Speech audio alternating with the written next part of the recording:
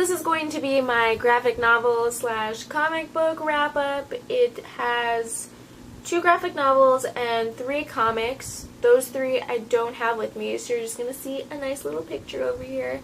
But I'm going to review all of those, so stay tuned for that. I grabbed these 2 graphic novels at around the same time, mostly because I was going mainly for sex criminals, and then I was like, I'm gonna pick up this one as well, and I'm gonna read it first, just to see if I like it. And I got The Wicked and the Divine, Volume 1, and I have to say, I wasn't as into this as I thought I was going to be. It's essentially about 12 gods that essentially return after like 90 years, but they're like in the bodies of young people, and then they have like 2 years to live, and then they're dead. And this is kind of in the beginning of that, and that's starting to happen again. Let me start by saying that the artwork alone, if I wasn't talking about the storyline or the characters or anything, if it was just about the artwork, I would give this 5 out of 5 stars. The artwork is beautiful, the coloring is brilliant, and I think that the illustration work is hands down one of the best I've seen recently. The beginning of each kind of like issue is also really, really good. Very ethereal in a lot of places as well. Like, the coloring is very pastel in some places, but very hard and rough in other places, and I think that is what made me not give graphic novel a 1 star. I've seen other reviews about this, and they talked about how much they loved it and all of this stuff, and I was not in the same boat. I felt for me, I was disconnected with a lot of the characters, and I didn't really form any kind of relationship with any of them. I don't remember any of their names, and they have like really kind of weird and unique names to all of them, and I don't remember them. I also felt that the plot was a little bit wonky at places. At the beginning, I thought there was going to be kind of this like mystery sort of thing, and I'm into that, and I was very excited for it, but then towards the end, I was very just like, I just want to finish this. For me, I felt like this graphic novel was trying too hard with the plot and the art style. It felt very reminiscent of things I've already read, like Saga and Sex Criminals. Just couldn't find that balance of art style with the plot to where it would be a 5-star graphic novel. I just don't think it was the right graphic novel for me. And now, for the other half of that purchase, I got Sex Criminals Volume 2. This is probably like one of my favorite ongoing graphic novels at the moment, and I feel like it's doing a lot of really great things that I'm gonna talk about. In the second volume of Sex Criminals, we are getting a lot more characterization from John and Susie, which I think is great. I feel like we definitely have only touched the surface of their relationship and kind of their individualness as well. We're seeing a lot more of John, which is great because I felt like the first volume was a lot more heavy on Susie, and this time we're getting a lot of John and his thoughts and feelings, which I think is great.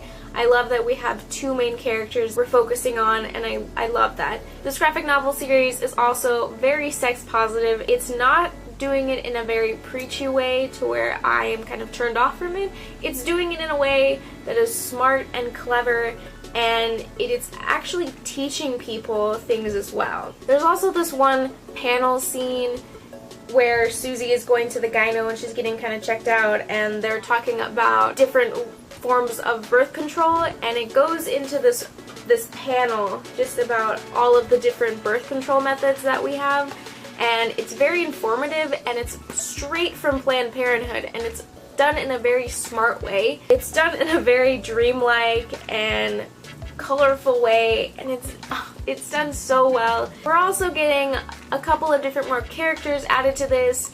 I didn't think Susie and John were like the only people that could do this, but now we're getting introduced to more people who can stop time when they orgasm, which is great. I love that. I love the introduction of more characters, because if it was just John and Susie the whole entire time, I'd be kind of bored a little bit, but I like to see them interacting with other people who can actually do what they do as well. Let's also talk about how there is a throwback to The Wicked and the Divine in this. Actually, this porno setup kind of thing, and it looks exactly like the characters from The Wicked and the Divine, which I just had read, and if I hadn't had read it, I wouldn't have got this. Overall, I think the second volume of Sex Criminals is 5,000% great, and I gave it 4.5 out of 5 stars. And now I'm going to get more into the 3 issues of Bitch Planet that I read.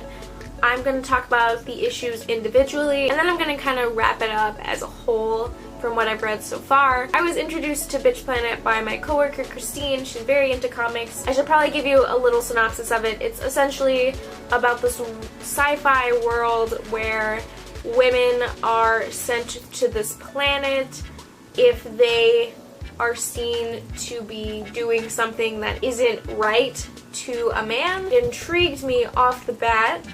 I gave the first issue 3 stars mostly because I wasn't sure where this was gonna go or how the plot was gonna go at all. I wasn't sure who the main character was, and I was just kind of easing my way into this. In issue 2 of Bitch Planet, we're getting a little bit more into the actual storyline of everything, and we're starting to actually know who our main character is, and her name is Cam. She has been prosecuted for murder, and she's in Bitch Planet now, and she's in the prison, and she's being kind of negotiated into starting this kind of like death metal team. Thought this issue was better. I gave this one 4 stars because we're getting more into the details of everything. And that's kind of like a unique thing with this comic book series.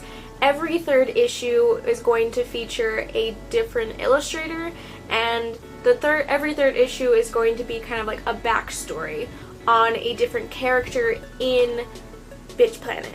I felt that this 3rd issue was probably the most strong for me because I love backstories on characters, and this first backstory was on a character that I hadn't really thought about. I didn't know who she was. She was kind of just in the background of everything, and after reading this 3rd issue, I just found out how much I really enjoyed her character. I can connect with her character on so many levels because she's very opinionated and she can't really hold her tongue when people are being assholes, and I can totally relate to that. And there are so many different layers to Penny. Sweet and she's soft, but her backstory with her family is very unique and interesting, and I just loved this issue. That's why I gave it 5 stars. Every 3rd issue is going to be something unique and different because someone is going to be guest illustrating, and it's going to be more of an in-depth look on a character that maybe we don't really recognize as a character yet. I definitely feel that Bitch Planet is growing into a comic series that I am going to enjoy and essentially buy in the future. Those essentially are the graphic novels and comic books that I've been reading lately. If you've read any of these, let me know down below. Totally tell me your feelings about them, and I will see you in my next review. Bye. Book number 8 of the year was a young adult novel that I've been looking forward to because I've heard so many great things about, and I've heard so many people kind of praise this book for being something that is very different and very unique. I decided to read The Duff by Cody Keplinger.